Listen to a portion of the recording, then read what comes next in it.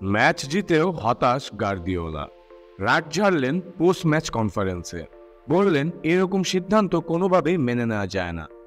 গতকাল রাতে FA cup সেমিফাইনালে চেলসিকে হারায় ম্যানচেস্টার সিটি, কিন্তু ম্যাচ জেতার পরও নারাজ গার্দিওলা।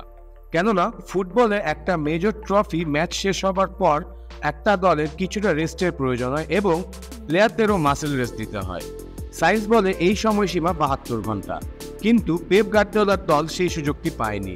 বরং সদ্য রিয়াল মাদ্রিদের সঙ্গে একটা বড় এবং লম্বা ম্যাচ খেলে হারার পরপরই ম্যান সিটিকে খেলতে হয়েছে এফএ কাপ সেমিফাইনাল।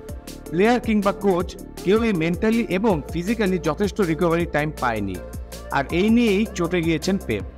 তার মতে এরকম বড় আসরের ম্যাচ এত স্বল্প সময়ের মধ্যে খেলাটা কোনোভাবেই স্বাভাবিক নয়।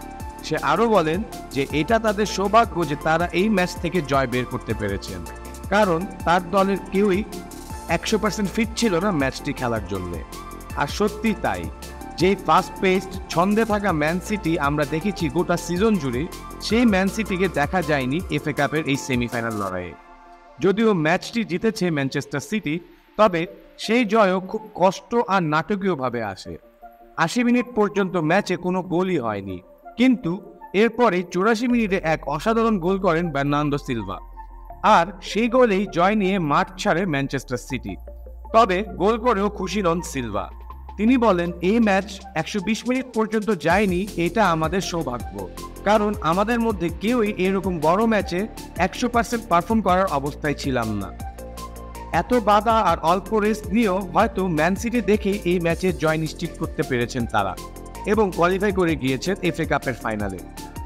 ম্যানচেস্টার সিটির টানা 2টা টেবিল জেতার স্বপ্নে পানি ঢেলে দিয়েছে রিয়াল মাদ্রিদ। তবে এখনও সুযোগ আছে প্রিমিয়ার লিগ আর এফএ কাপ জেতার। কি করবে পেপ আর তার সাজানো দল? শিহাবুদ্দিন চৌধুরী, স্পোর্টস 24/7।